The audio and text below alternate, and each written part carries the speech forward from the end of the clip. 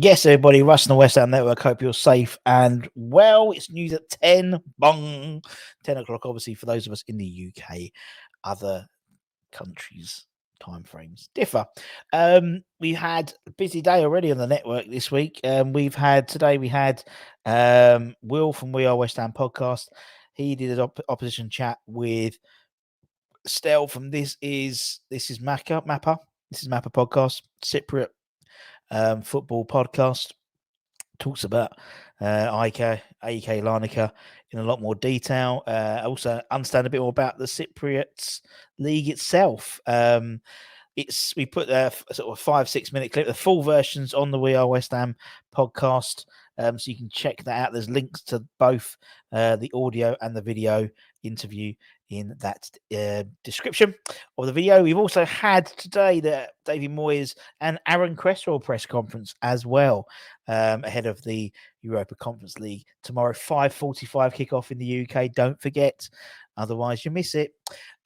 So we'll have all the warm up for that and all our predicted 11s and stuff like that, and your predicted 11s and loads of stuff. Now, I promised I was going to give these a shout out on the West Hammers for Work and Support Facebook group.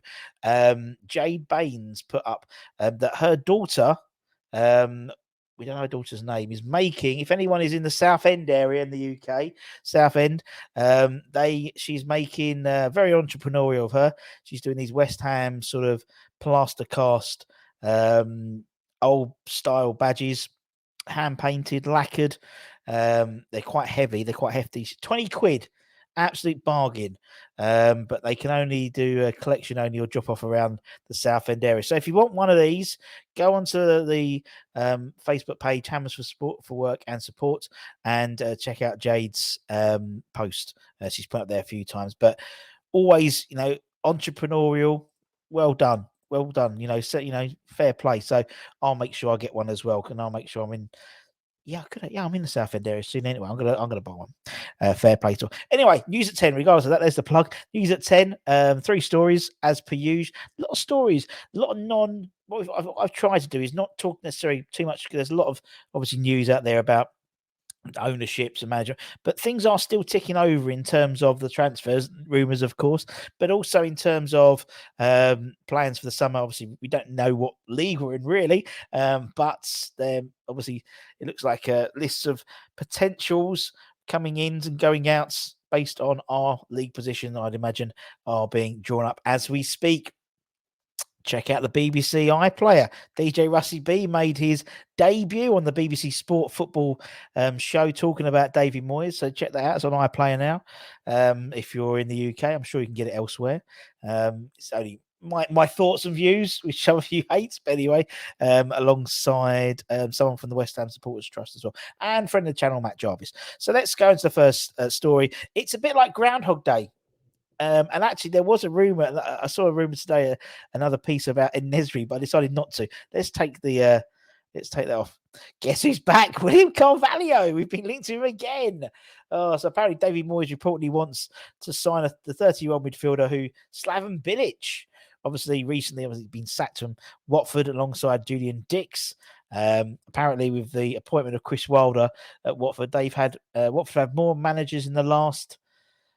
It was like, what was the stat? More managers in the last 5 years or something like that, or 10 years than West Ham have had in their entire history, with the sacking of Slav and the appointment of Chris Wilder. I wonder how long he'll have. But anyway, the West Ham manager has a big summer ahead of him. If he's still in charge, of course, London Stadium. But regardless, the manager who is in charge in the summer will have a big summer to work on in terms of ins and outs. Spanish media outlet, my favourite Spanish media outlet, Fajas.com, claims that the Real Betis midfielder is high on the Hammers' radar ahead of the summer transfer window. Obviously, it's a name we've been too familiar with. You remember the saga in 2017 when Slaven Bilic was desperate to sign the powerful box-to-box midfielder. And in essence, it probably cost him his job, really, because clearly that's what we really wanted in that side, was a powerful box-to-box midfielder, which we didn't get. It was a long transfer saga. That doesn't sound like West Ham too much. And will forever be remembered for the very public spat between the co-owner, West Ham co-owner David Sullivan, and the Sporting Lisbon directors. Carvalho was at Sporting Lisbon at the time, and Mr. Sullivan was accused of lying, and also was called a parasite by the Sporting president Bruno de Carvalho. No relation to William. He labelled Sullivan and fellow co-owner, the late David Gold, as the Dildo Brothers.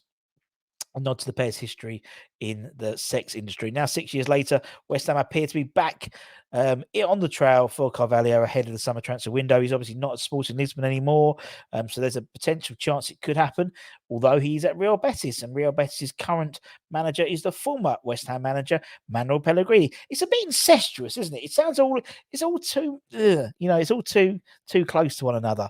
The 30-year-old has been a regular for the La Liga side this season, making 29 appearances in non-competitions, 3 goals and 2 assists.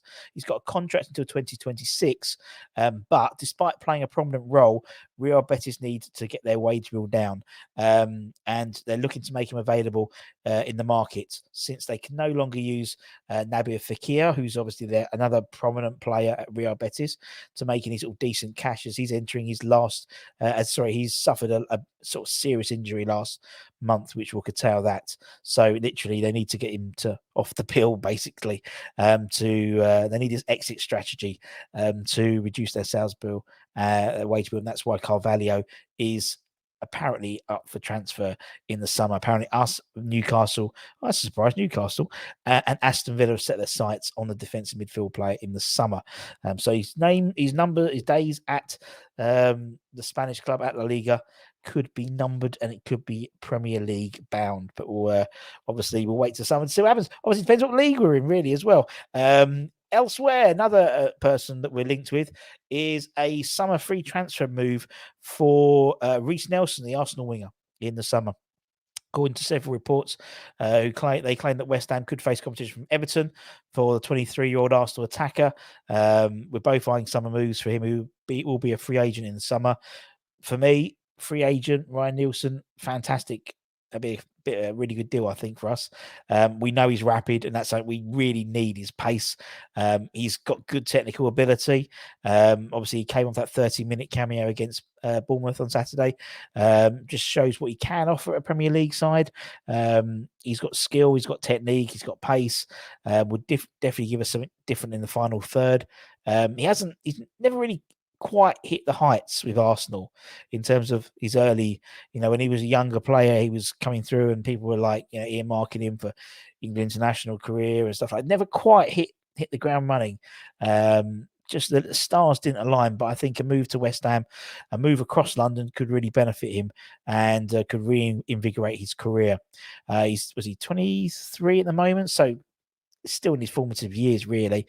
So free transfer for him seems a no-brainer. But again, depends about what league we're in. I know that's sort of a caveat to everything, but it's been reported, and that's why we're sort of letting you guys know. Similarly for Everton, Everton, both of us could be down in it.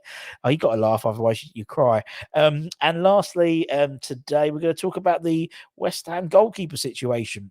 There was a report today that the other goalkeeper, Kinner, he is going to be released in the summer. The ex-Rangers goalkeeper, he's currently on loan at the moment. And another goalkeeper wants to go out the summer, but this time only on loan.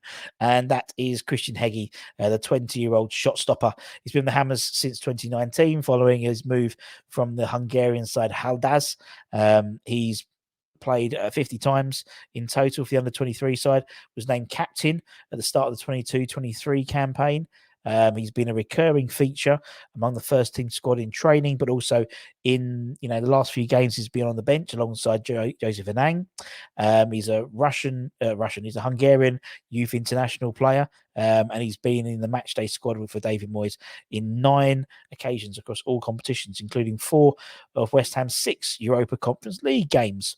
He's obviously yet to make his senior debut just yet, and he's contracted with the Irons until 2025. But during an interview with Nemzet Sports, that famous sport channel we all read and watch, he apparently wants to look to go out on loan for the next stage of his career and to progress and to gain first team football experience. He was quite saying, I'm ready for a loan contract. My club thinks so too, which is good. So there may be an opportunity for that in the summer.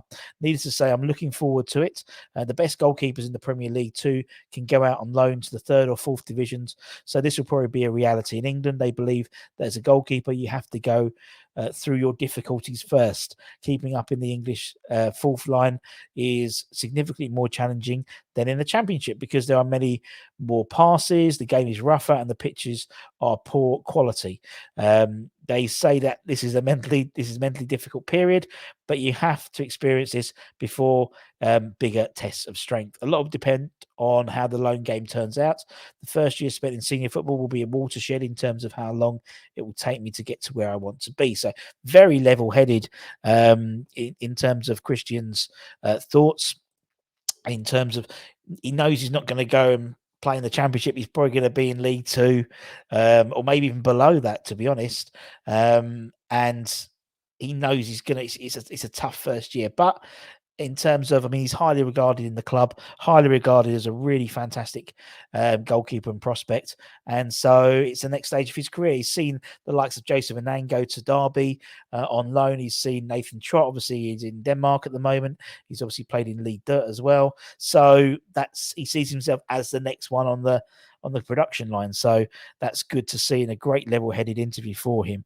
And that's it. And that's it, everybody. Big day tomorrow, obviously, with the game kicking off at 5:45. I keep saying 5:45 because I will forget. So make sure you keep an eye on the channel. We'll have all the predicted 11s. We'll have the watch-alongs, the highlight shows afterwards, all that good stuff. And then the next day, we start again for the Villa game. It's relentless. It's relentless at the moment. So take care. Stay safe. Keep the faith, my friends. Come on, you Irons. Sweet dreams. And I'll see you tomorrow. Bye-bye.